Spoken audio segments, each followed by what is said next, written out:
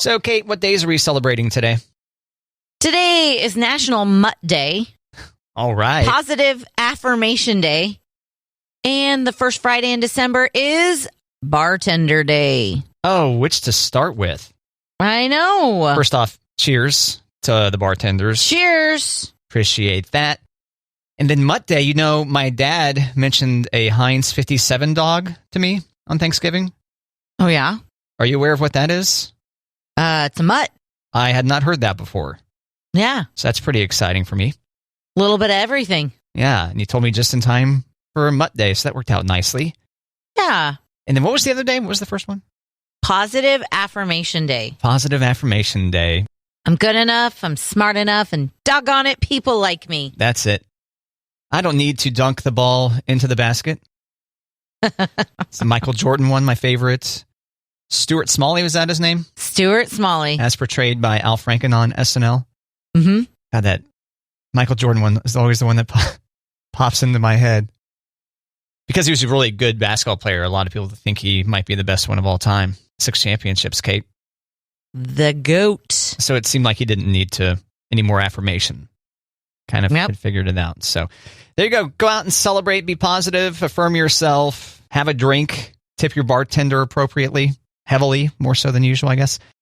And then celebrate the mutts. There's far more mutts out there, right, than purebreds. Right. And your mutt has a more diversified gene pool, and thus is less likely to suffer from, debilitating genetic conditions. Thanks, Kate. Mutts need love, too. All right, Kate, speaking of today being Mutt Day, National Mutt Day, nobody wanted to adopt the dog with one ear until he started painting. So, okay, this dog, a one-eared dog, needed a new home, but nobody wanted the dog. A 7-year-old boxer pit bull mix. Okay. Interesting mix there. And so this woman that runs this animal shelter is like, I have got to find this pup a home.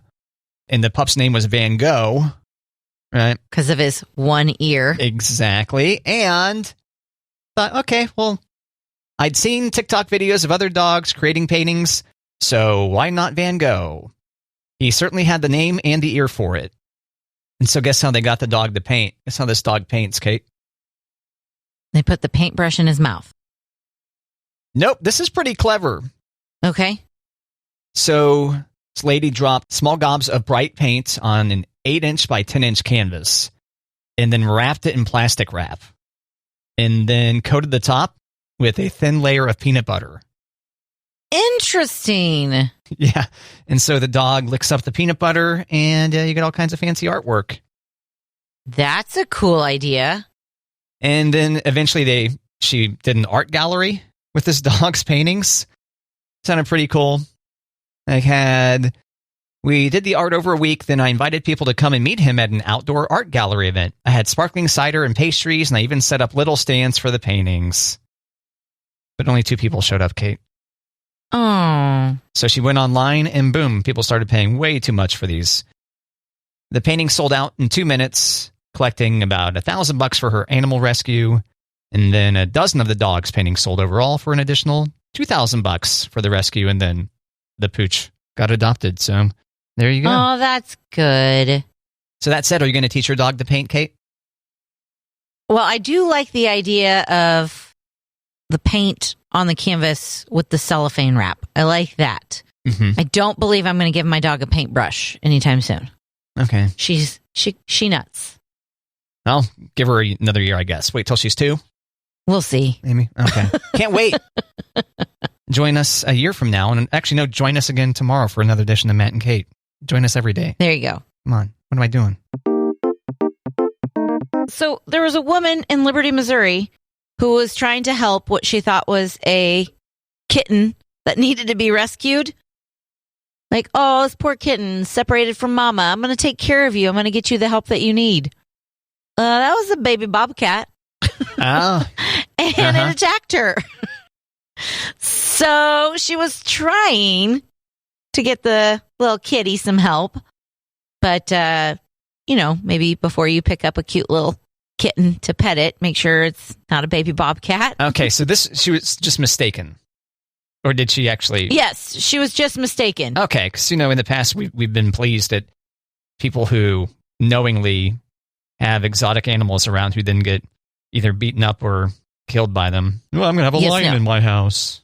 No, she was mistaken. Okay, and then I have some sympathy for her then. Okay. Yeah. That's kind of harsh. Yeah, you're right. I jumped to conclusions. But Liberty, Missouri's not far from here, so, I mean, maybe I didn't know that there were just bobcats hanging around in our area. There are bobcats around, yeah. When I lived in Lawrence, this was like early 2000s, there were stories about mountain lion / bobcat sightings all the time. Oh, wow. Yeah, and it wasn't clear, is this just the same one? But yeah, they're around. They're around. So, safe to say, nearby, bobcats, not kittens. Be careful. Yeah, right. Thanks for the public service announcement, Kate. Absolutely. So, Black Friday weekend, guess what the average American spent on holiday purchases, Kate? $500. Wow. Okay. $325. Well, okay. I'm impressed, though. I don't think I would have guessed that high. I've had Black Fridays that was just tip of the iceberg. Yikes. Yeah.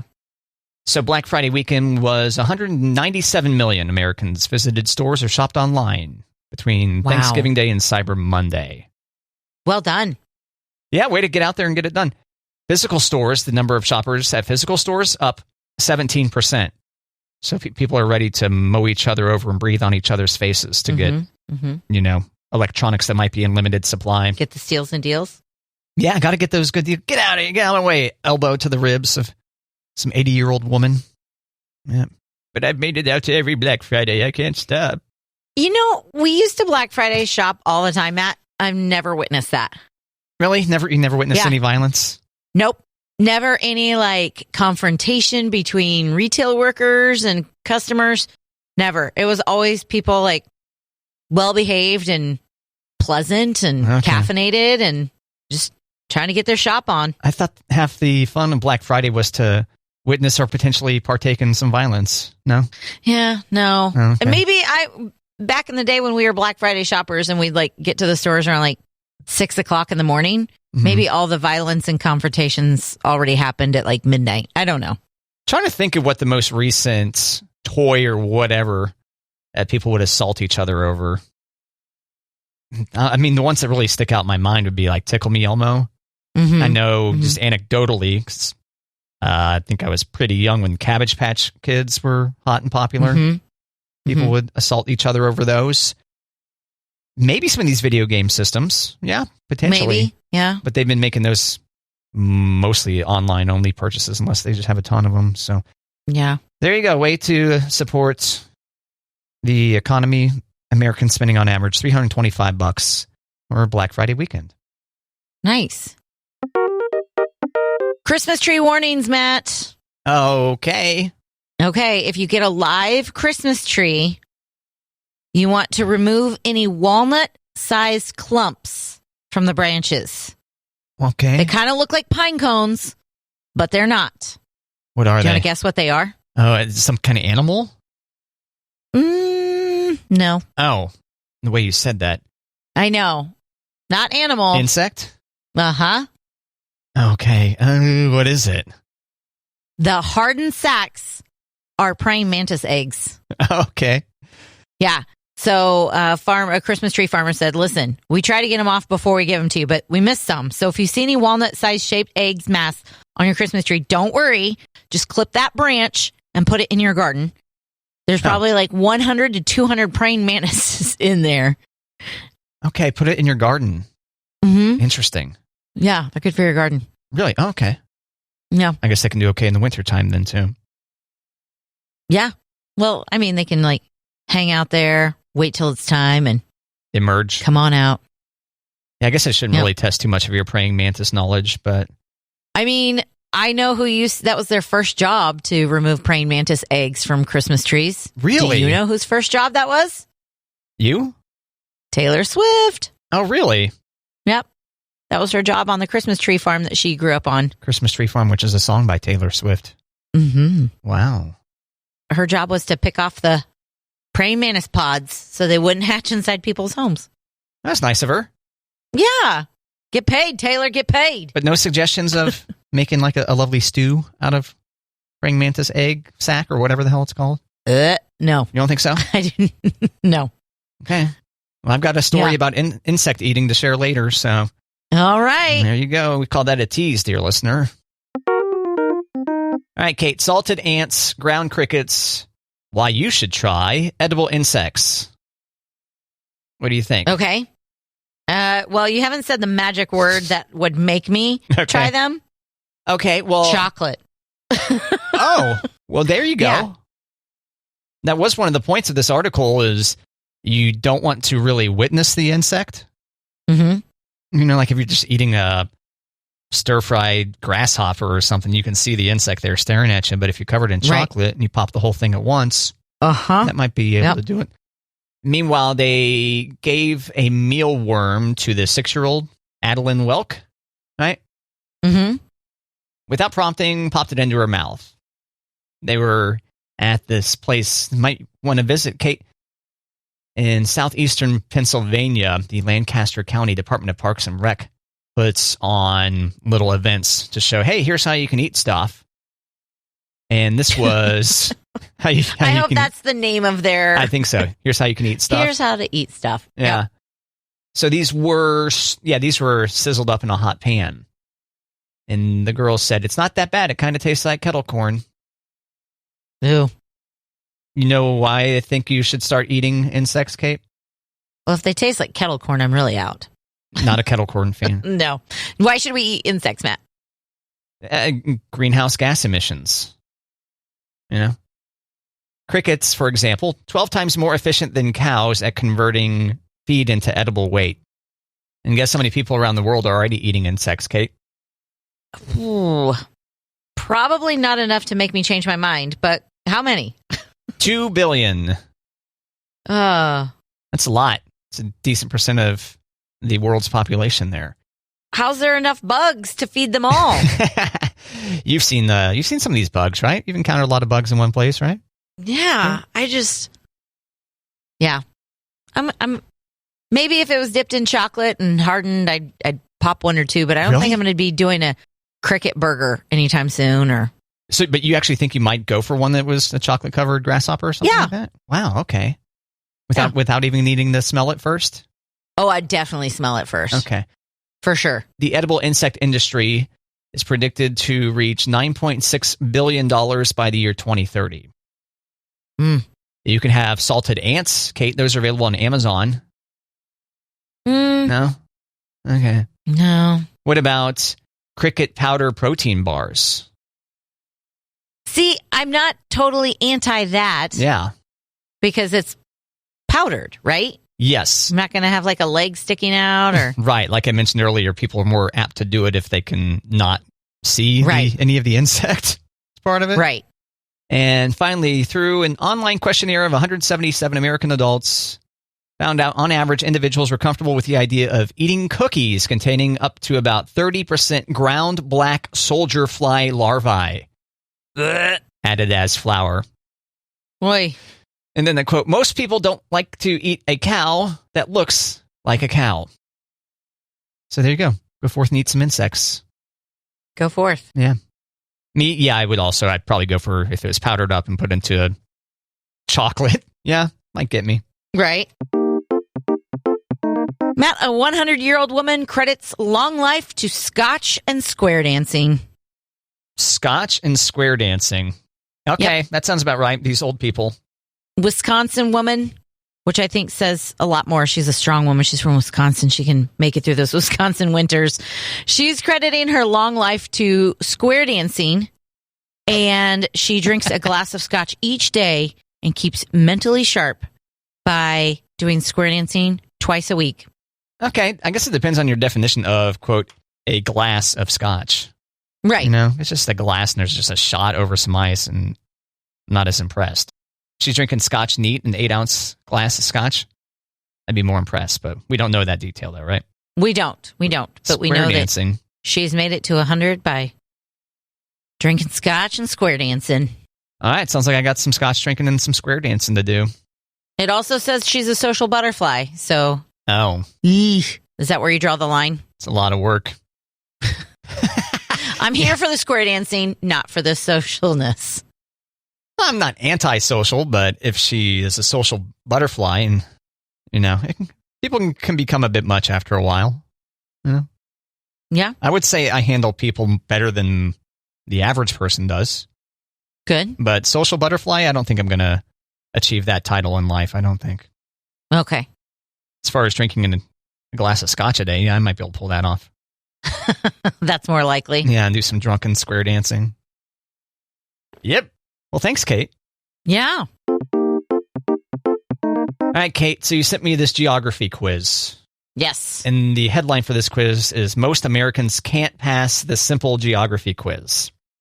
Right. Now, my first question is, did you send me this quiz because you just know how horrible I am at geography? No. I wanted to see how you did and what the comment was from your score. Okay. Because I thought, I'll be fine. This will be good. And I did not do so hot, and I thought the comment was hilarious. So I thought, well, okay, we got to see how Matt did. I did pretty bad, too. And as I was taking this quiz, it's like, you're 3% done. I'm like, oh, my God. How big is this quiz? It's a lengthy quiz. 40 questions. 40 questions. So would you like to hear mine? Yeah. Or would you like to guess how I did? I'm going to say that you got 20 right. 16 out of 40. 16. Brutal. What did the comment say? We think you need to break out a map. That was my comment, too. I thought maybe each one would get a new comment. I got 19 out of 40, and it said, we think you need to break out a map. And I was like, true story. Some of these questions, I mean, come on, we've talked before about how bad I am at U.S. geography and figuring out what state's what, especially on the East Coast. Mm-hmm. We've talked about that before. But some of these things about the longest river and the tallest mountain and how many seas go around particular countries, come on, this thing was tough. I thought it was tough. I would not call it a simple geography quiz, for sure. No, but I think I'm going to post it on our Facebook page, and other people can tell us either it was really easy or, nuh-uh, it was hard. Yeah, do it. Yeah, I thought they were kind of crazy questions, but I do like that it's one of those quizzes that you guess, and it tells you if you're right or if you're wrong, what the correct answer was. Yeah, and it gives you fun little bits of knowledge, all of which I immediately forgot after taking the quiz. I was going to say, you didn't remember anything, did you? Probably not. No. Longest river in the world? I don't know. What's the longest river in the United States? That one was kind of surprising to me. What did you select as your answer? Either Mississippi or Colorado, I think, is what I had selected, but turns out... I put Mississippi, but turns out it's the... Missouri River. Yeah. That kind of threw me off. Why didn't we know that? Why didn't we learn that in social studies in grade school? Everybody talked about the old Mississippi. Right. Come on. And we both grew up in these here parts. It's in our backyard. Yeah, it's right there. So there you go. Find Matt and Kate on Facebook. Take the quiz Most Americans Can't Pass the Simple Geography Quiz, and then let us know. Is this quiz simple? Come on. Thanks, Kate. Yeah. Matt, crossword puzzles help your brain more than video games. Boo. Right? Okay. Now, through the years, lots of studies about how video games help your brain. But there's been a new study that suggests doing crossword puzzles is more effective at slowing memory loss than gaming. I know I've heard about crossword puzzles before being beneficial for your brain, but I've never heard the comparison of the two. Right. So I think since I've been talking about my memory loss so much lately, I'm going to start doing crossword puzzles instead of solitaire or video games. Yeah. Well, you've kind of ruled out video games, right? I know. Okay. I mean, I'm just going to, the study says. But this actually is a powerful tool to help reduce risk for Alzheimer's and other types of dementia. But maybe I'm going to have to look. The crossword puzzle that's my jam is like the People magazine crossword puzzle. Right. Celebrity pop culture crossword puzzles. It's not the Sunday New York Times. Yeah. Right. Yeah, the Sunday one's the hardest one you want to do. And that's the That's one of the recurring gifts that I give to my mom is crossword puzzle subscription. Yeah, Kansas City Star just apparently gave up on being able to deliver the physical newspaper to their house. Oh. And the physical newspaper, they have the license to print the New York Times crossword, but not the digital version of the KC Star. If you want digital New York Times, you've got to go through the New York Times. Oh. And through the app there. So that's one of my recurring gifts to her. And I think she pretty much dominates in general, but way to go. The Sunday puzzle is her favorite. Yeah. Good gift. Oh, thank you. Yeah, it's one of those, when you give the gift of a subscription that auto-renews, you need to mention it on your radio show so that your mom remembers that. Make sure to tell Mom about that, Dad. He's more of a hardcore listener than she is. Just in case you missed it. Well, thanks, Kate. Yeah. All right, Kate, you sent me this email. Hitting someone with a frying pan to AC/DC's Back in Black is apparently a trend now. Apparently. Did you watch these videos? I did. So this is ridiculous. So I'll go ahead and play some of it now for you, listener, and you can hear what it sounds like. So in this particular case, it's this little girl in the kitchen, and she's pounding her mother in the head. Her mom's wearing a bicycle helmet. And then at the end of the video, she throws up the horns. She throws up the metal horns to the camera. And then there's a ton of other videos. This one dude's wearing a knight's helmet and getting hit in the head with a frying pan while AC/DC Back in Black is playing in the background. And I would say I wouldn't advise this. It does not look... Now, there is a video where there's guys playing the guitar with, it looks like popcorn bowls on their head, playing with water bottles instead of frying pans. Yeah, that's probably be a better for your brain, right? Right. It just... I think so. It looks painful. Yeah, it looks no good. I think that might give you CTE. Mm-hmm. So unless you already have CTE, they should get some retired NFL players to do this and spare people who still have intact brains. But oh, jeez. I don't know. Maybe this is just Darwin Award thing. True. You're fine, let these people get smacked in the head a bunch with a frying pan to AC/DC's Back in Black. True. Great song choice, though. It's a good one. It is a good one. It is metal. Yeah. If you're going to get hit in the head with a frying pan, that's a good song to get it done to. And thank you, Kate. This was good viewing for me. Sure. Look at these idiots. That looks painful. Basically what was going through my head. Matt, just for the pun of it. Oh, here we go. What is it? Kate, here we go. Let's see if I can guess the punchline. All right. What do you call a reindeer with bad manners? A reindeer with... Oh, is it Rudolph? Yes, it is. Yeah. All right. I am now, 2 for 13 or something on this? Right? On this game? I think that's pretty good. Yeah. Yeah. Oh, man. And on a Friday, going into the weekend, Kate, it's extra delicious. There you go. Yep. Thank you. Just for the pun of it.